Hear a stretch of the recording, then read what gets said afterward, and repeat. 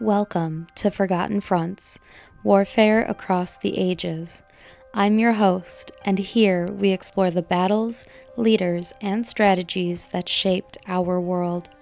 From ancient empires to modern conflict, we break down how warfare forged power, redrew borders, and changed history.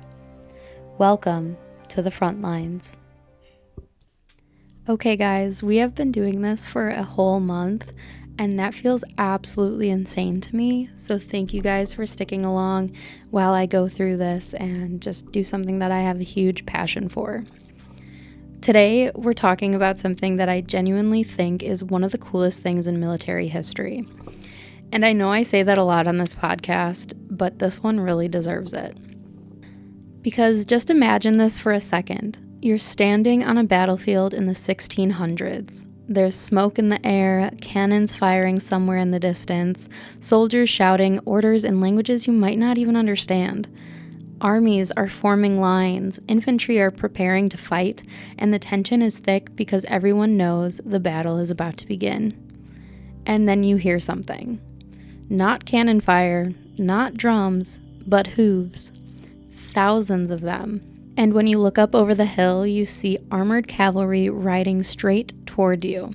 Their lances are lowered, their armor is gleaming, and attached to their backs are these enormous feathered wings rising above their shoulders. Actual wings. I know that sounds crazy. I don't know about you, but if I was a soldier standing there and saw that coming toward me, I would immediately assume that something had gone terribly wrong. These weren't just cavalry, these were the Winged Hussars of the Polish-Lithuanian Commonwealth. And they weren't just dramatic-looking soldiers meant to scare people. They were one of the most effective heavy cavalry forces in the early modern warfare. Their charges could break entire armies, and infantry formations that held against other cavalry often collapsed when the Winged Hussars hit them. Across Europe, they developed this reputation that almost bordered on legend. If the Winged Hussars were on the field, something big was about to happen. Now, the moment that really cemented their place in history happened in 1683 during the Battle of Vienna. At that point, the Ottoman Empire had pushed deep into Central Europe. They had surrounded the city of Vienna. The city had been under siege for months. Food was running out, defenses were weakening, and if Vienna fell, it could have opened the door for the Ottomans to push even further into Europe. So the stakes were enormous. But then something happened that historians still talk about today. An Allied relief army arrived to break that siege. And among those forces were thousands of Polish cavalry led by King Jan III Sobieski. And when the moment came to attack, the Winged Hussars rode down from the hills outside Vienna in what is often described as the largest cavalry charge in history. Thousands of armored horsemen charging downhill straight into the Ottoman army. And the charge didn't just succeed. It shattered the Ottoman lines and helped bring the siege of Vienna to an end. And I think that's one of the things that makes this story so fascinating. Because when we look back at history, we often focus on technology or strategy or politics. But sometimes history changes because of moments like this. A single charge, a sudden breakthrough, and a moment when one force hits the battlefield with such speed and power that the entire battle turns. But before we get to that famous charge outside Vienna, we have to talk about something else first, because the Winged Hussars didn't just appear out of nowhere in 1683. They had already been fighting for more than a century. Their tactics had evolved, their equipment had changed, and their reputation had been built through dozens of battles across Eastern Europe. So before we get to the moment that made them absolutely legendary, we need to understand where they came from. Because the Winged Hussars weren't just a unique cavalry unit. They were part of a military system that made the Polish-Lithuanian Commonwealth one of the most powerful states in Europe for centuries. And to understand them, we need to go back to a time when cavalry still ruled the battlefield. So, my friends, let's go back in time. So before the Winged Hussars became this legendary heavy cavalry force, they actually started out as something very different. In the early 1500s, hussars weren't the armored cavalry we imagine today. The first hussars were actually light cavalry, originally influenced by fighters from the Balkans. The word hussar itself likely comes from Hungarian or Serbian military traditions, and these early horsemen were used for things like reconnaissance, raiding, and fast attacks. They weren't heavily armored. They didn't carry the massive lances we associate with the Winged Hussars, and they definitely weren't riding into battle with giant feathered wings attached to their armor. Instead, they were mobile, flexible cavalry that could move quickly across large distances. And in Eastern Europe, that kind of mobility was extremely valuable, because the Polish-Lithuanian Commonwealth existed in a region where threats could come from several directions. To the east, there were conflicts with the rising power of Muscovy. To the south, there were constant clashes with the Ottoman Empire and the Crimean Tatars. And the Tatars, in particular, were known for their fast-moving cavalry raids that could strike deep into territory and disappear before larger armies could respond. So, mobility mattered, and speed mattered, and cavalry became the backbone of the Commonwealth's military system. But over time, something interesting started to happen. As warfare evolved during the 1500s, armies across Europe began experimenting with different types of cavalry. Some were light scouts, some were armored knights, and some began developing into something in between fast, but still capable of delivering a powerful shock attack. In the Polish-Lithuanian Commonwealth, the hussars slowly evolved into that third type. Instead of remaining light raiders, they began to transform into elite, heavy cavalry. Their equipment changed, their role on the battlefield changed, and their reputation started to grow. One of the biggest changes was their weapon choice. The Winged Hussars carried incredibly long cavalry lances. Some of these lances could be over 18 feet long, which was much, much longer than what most cavalry in Europe were using at the time. The extra reach gave them a huge advantage when charging into enemy formations. When a hussar charge hit enemy cavalry or infantry, their lances could strike before the enemy could even reach them. And when thousands of riders lowered their lances at once, the result could be devastating. But the lance wasn't their only weapon. Once the initial charge broke the enemy formation, hussars would often switch to other weapons. Sabers, war hammers, pistols, they were trained to keep fighting even after the impact. And that combination, the power of the charge followed by aggressive close combat, made them incredibly dangerous on the battlefield. Now there was also something that made them stand out, which was their appearance. By the late 1500s and early 1600s, the hussars had developed one of the most distinctive looks in any military unit in history. They wore polished armor, they carried long lances decorated with banners, they sometimes draped animal skins like leopard or tiger pelts over their shoulders, and of course, they mounted those famous feathered wings to their backs. Historians still debate exactly why the wings were used. Some believe they were meant to intimidate enemies, and others think that the feathers may have made a rushing sound during a charge. And some historians believe the wings may have helped protect the riders from lassos used by the Tatar cavalry. But whatever their original purpose was, the wings became part of the identity of the unit. They turned the hussars into something more than soldiers. They became the symbols of the Commonwealth's military power. And by the early 1600s, the Winged Hussars had become the elite strike force of the Polish-Lithuanian army. When a battle reached its critical moment, commanders often held the hussars in reserve, because once they charged, the outcome of the battle could change very quickly. And over the next century, they proved that again and again on battlefields across Eastern Europe. But to really understand how effective they were, we need to look at the battles where they first earned their legendary reputation. Because long before Vienna in 1683, the Winged Hussars had already been breaking armies and winning wars. And one of the most famous early examples came during a conflict between the Polish-Lithuanian Commonwealth and the armies of Muscovy. And that battle would help establish the Winged Hussars as one of the most feared cavalry forces in Europe. By the early 1600s, the Winged Hussars were no longer an experiment.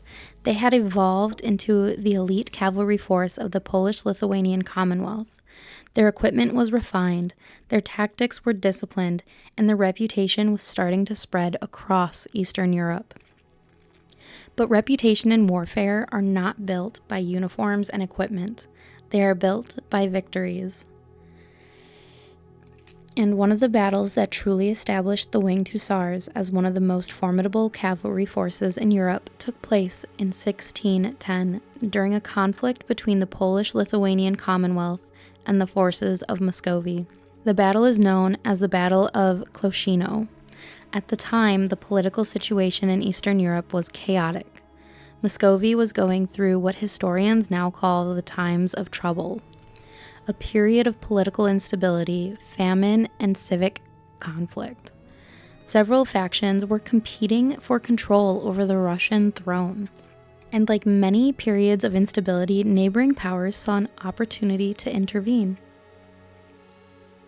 The Polish-Lithuanian Commonwealth supported one claimant to the Russian throne and sent forces eastward.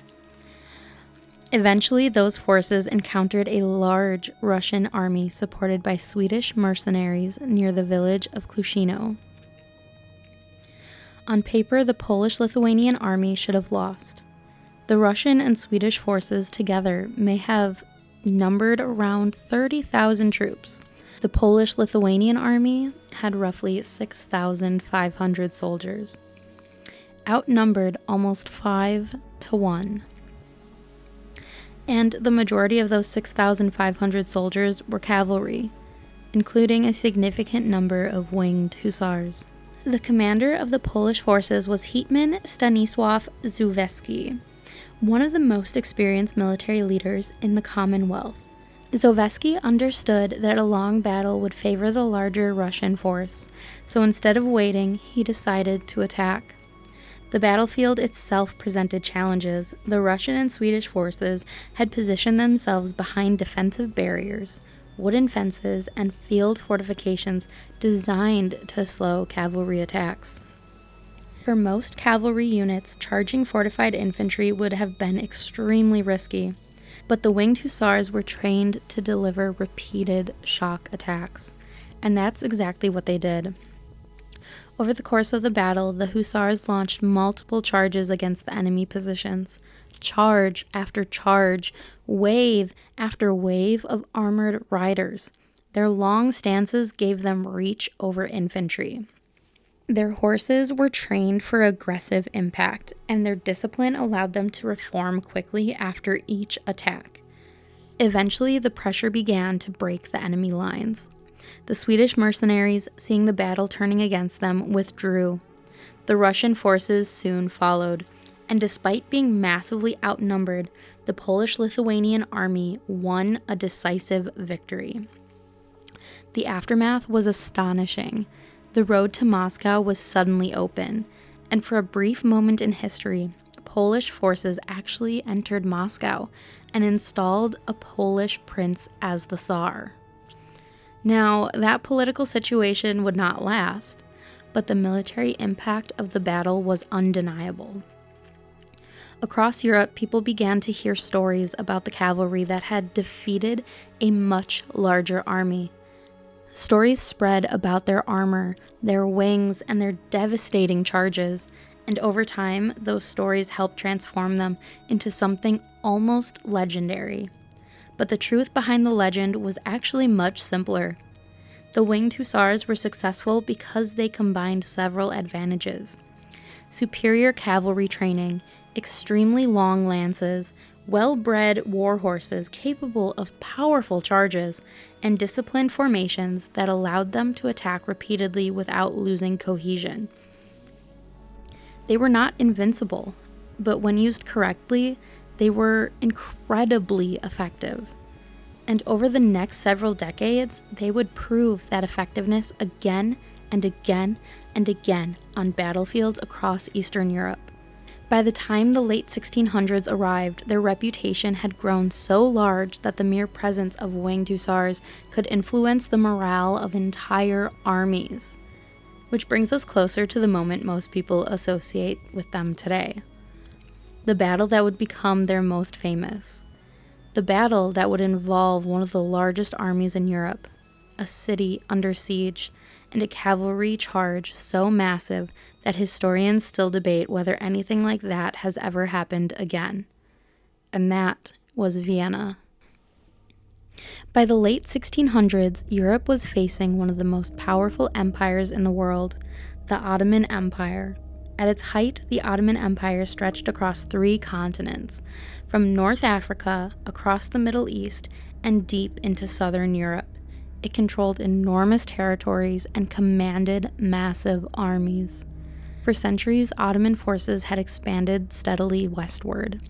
They had captured Constantinople in 1453, they had taken control of much of the Balkans, and they had repeatedly fought wars with the kingdoms and empires of Europe. For many European leaders, the Ottomans represented not just a rival empire, but a constant strategic threat. And by the late 1600s, that threat was moving closer to the heart of Central Europe. The city of Vienna sat at a crucial crossroads. It was the capital of the Habsburg Empire, one of the most powerful political forces in Europe. If Vienna fell, it would open a path deeper into Central Europe. Trade routes, political centers, entire regions would suddenly become vulnerable.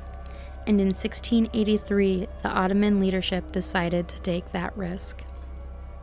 The Ottoman army marching toward Vienna was enormous. Some estimates suggest the force numbered over 100,000 soldiers, infantry, cavalry, engineers, artillery units. It was one of the largest armies assembled in Europe at the time. The commander of this army was Grand Vizier Kara Mustafa Pasha. His goal was simple: capture Vienna. If the city fell, it would represent one of the greatest Ottoman victories in Europe. The Ottoman army arrived outside Vienna in July of 1683, and the city was completely and quickly surrounded. And that siege began. Now, siege warfare in this era was brutal and methodical. The Ottomans didn't simply attack the walls directly. Instead, they used engineers to dig tunnels beneath the city's defenses. Explosives would be placed under the walls, then detonated. If the wall collapsed, infantry could rush through the breach. Inside Vienna, the defenders knew the situation was desperate. The garrison inside the city was relatively small. Supplies were limited, and food was running out. Every day, the Ottoman artillery bombarded the walls.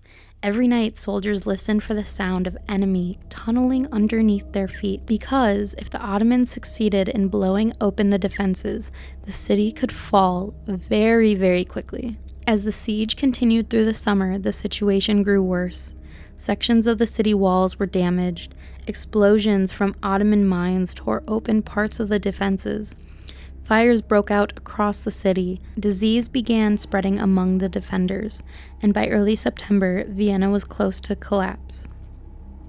The defenders had held out for nearly 2 months, but they knew they could not hold forever. If help did not arrive soon, the city would fall. But while Vienna struggled to survive, something important was happening elsewhere in Europe. A coalition army was forming. For once, several European powers had agreed to work together. Holy Roman Empire forces, German states, and most importantly, the army of the Polish-Lithuanian Commonwealth, led by King Jan III Sobieski. Sobieski was one of the most experienced commanders in Europe, and with him rode thousands of Polish cavalry, including the most famous cavalry force on the continent, the Winged Hussars. As the coalition army marched toward Vienna, the fate of the city and possibly the balance of power in Europe hung in the balance. Because if they arrived too late, Vienna might already be gone. But if they arrived in time, The battlefield outside Vienna was about to witness one of the most dramatic moments in military history. September 12th, 1683, the relief army finally reached the hills overlooking Vienna, and the battle was about to begin. When the relief army finally arrived outside Vienna in September of 1683, the situation inside the city was desperate. The siege had lasted nearly 2 months. Sections of the walls had already been destroyed by Ottoman mining operations. Supplies were dangerously low, and many of the defenders believed the city might only hold out for a few more days. But when the Allied army reached the hills surrounding Vienna, everything changed, because suddenly the Ottoman army that had been besieging the city now faced a massive force approaching from behind.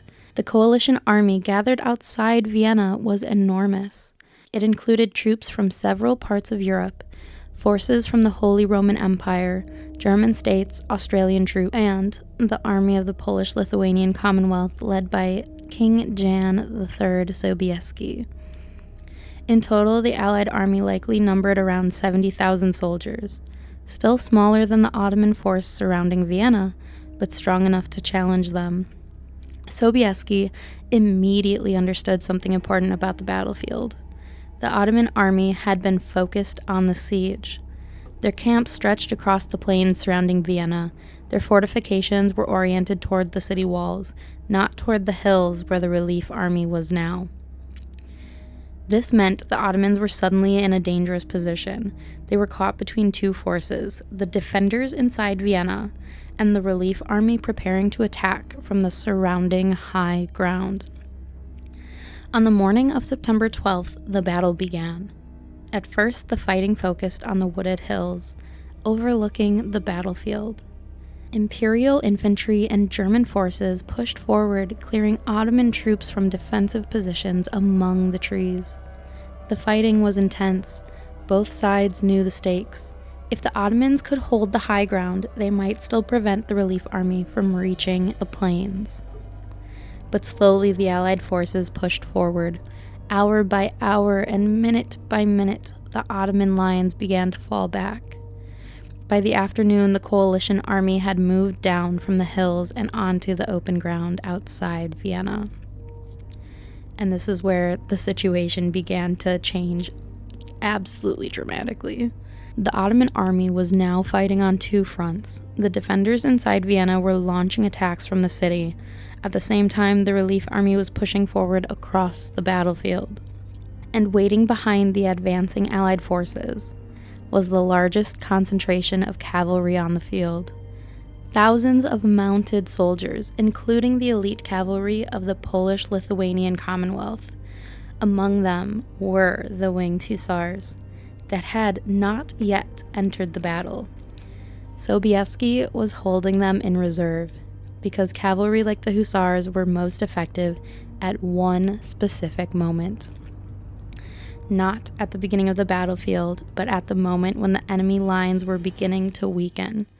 And as the afternoon wore on, that moment was approaching. Ottoman forces had been fighting all day. Their lines were stretched. Their formations were beginning to show signs of strain. Sobieski saw the opportunity, and he prepared the attack that would become one of the most famous cavalry charges in military history. Late in the afternoon on September 12th, the cavalry had been assembled. By that late afternoon, the battle outside Vienna had been raging on for hours. The Allied forces had pushed the Ottoman troops back from the hills. Fighting had spread across the battlefield, but the Ottoman army was still massive, and their lines were still holding in many, many places. This was the moment King Jan III Sobieski had been waiting for, because now the battlefield had changed. The Ottoman army was no longer comfortably positioned around the siege lines of Vienna. They were stretched.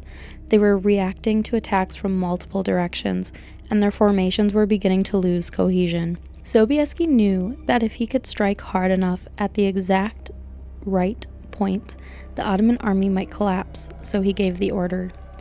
And the cavalry began to assemble. Thousands of horsemen gathered along the hillside overlooking the battlefield. Polish cavalry, German cavalry, Austrian cavalry, and among them the most famous riders of all, the Winged Hussars. These were the elite cavalry of the Polish-Lithuanian Commonwealth. Each rider was heavily armed. They carried their long lances, sometimes more than 18 feet in length. Their armor gleamed in the late afternoon light, and rising above them were the famous frames of wings that were mounted behind their backs. Those wings have become one of the most recognizable symbols of the unit. Thousands of armored riders, feathers rising above them, lances lowered, waiting for the signal to move. And then the charge began. First it started slowly. The cavalry moved down the hillside in formation, hooves striking the ground, armor shifting, the long lances angled forward. Then the pace began to increase. The horses accelerated, the formations tightened. Thousands of riders picking up speed as they moved down toward the Ottoman lines. At the front of this rode the Winged Hussars. They were trained specifically for this moment, for shock, for impact, for breaking enemy formations with sheer force. And when they reached full speed, the charge became unstoppable. The sound alone must have been overwhelming. Thousands of horses thundering downhill, armor clattering, their wings just shuffling as they moved, and lances lowered like a forest of spears. The Ottoman troops waiting below suddenly faced an attack unlike anything they had seen that day. The cavalry slammed into their lines. The impact shattered formations. Infantry units that had been holding against the earlier attacks suddenly broke under the force of the charge. Some tried to stand their ground, others began to retreat. But once cavalry like the Hussars broke through the first line, the damage quickly spread. The riders pushed deeper and deeper into the battlefield. Their lances struck first, then sabers, then pistols. The momentum of this charge carried them through the Ottoman defenses. And once the lines began to collapse, panic spread across the battlefield. Units that had been holding moments earlier began to withdraw. Others fled entirely. The enormous Ottoman army that had been besieging Vienna for weeks suddenly began to disintegrate. The siege was over. The Allied forces had broken the Ottoman army, and at the center of that moment was the charge of the Winged Hussars. Historians often describe it as the largest cavalry charge in history. Roughly 18,000 cavalry took part in that final assault. Among them were several thousand Winged Hussars that were leading the attack. It was the kind of moment that seems almost cinematic when we look back on it now. But for the soldiers on that battlefield, it was simply the moment when the battle turned. Vienna had survived, and the Ottoman advance into Central Europe had been stopped. This is when the legend of the Winged Hussars had reached its peak. But as dramatic as that charge was, it also marked something else. Because the age of cavalry dominating the battlefield was slowly coming to an end. Firearms were becoming more common, infantry tactics were evolving, and the kind of battlefield shock that cavalry once delivered would soon be much harder to achieve. But for one moment, on September 12th of 1683, outside the walls of Vienna, the thunder of cavalry still had power to decide the fate of an entire war. When the fighting finally ended outside Vienna, the battlefield told the story of what had just happened. The Ottoman army, which had surrounded the city for nearly 2 months, was in full retreat. Camps that had once stretched across the plains were abandoned.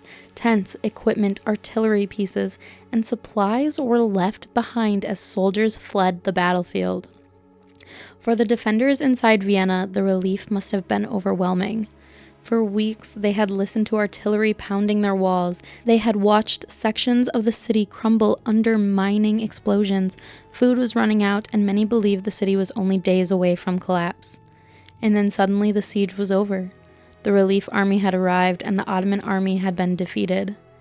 King Sobieski entered Vienna as the victorious commander of the Allied forces. His leadership during the battle had been decisive. and his cavalry charge had helped turn the tide at exactly the right moment. After the battle, King Sobieski famously wrote a letter to the Pope announcing the victory.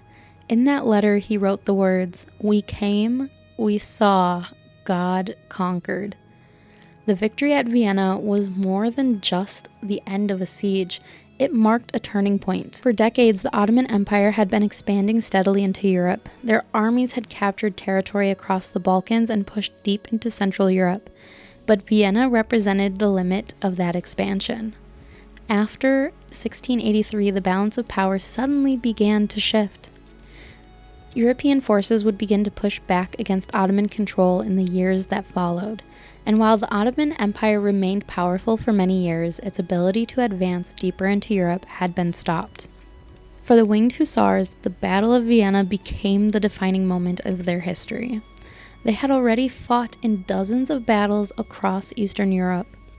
They had already built a reputation as one of the most effective and terrifying cavalry forces in the world. But Vienna made them legendary. The image of thousands of armored riders charging downhill, wings rising above their backs, lances lowered towards the enemy, that image became one of the most iconic moments in military history.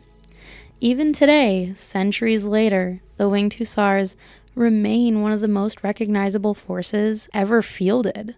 Their story also reflects something important about the changing nature of warfare.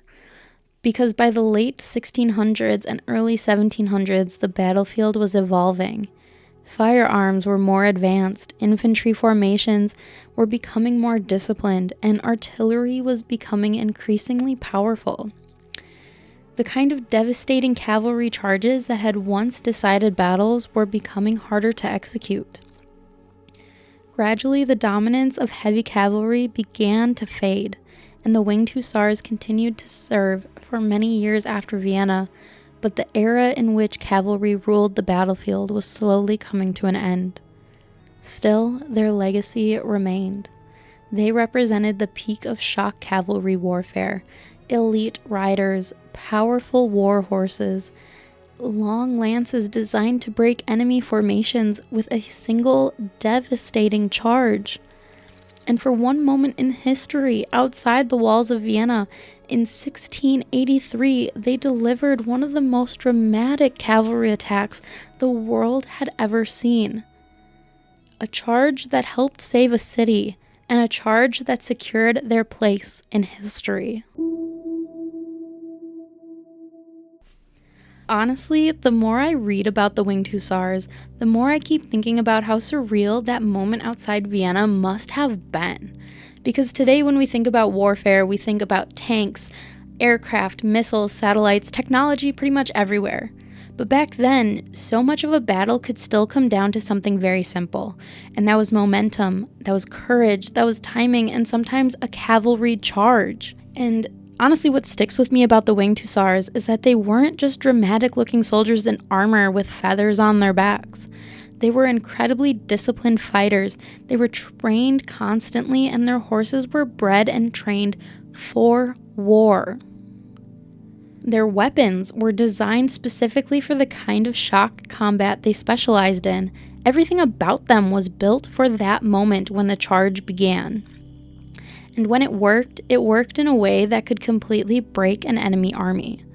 The moment outside Vienna in 1683 wasn't just dramatic, it was the culmination of more than a century of cavalry evolution in the Polish-Lithuanian Commonwealth. Generations of soldiers refining tactics, improving equipment, learning how to deliver that one decisive charge, that one strike that could end a battle. And I think that's one of the reasons this story still sticks with people today, because it feels almost mythic. Thousands of armored riders charging downhill with wings rising above them.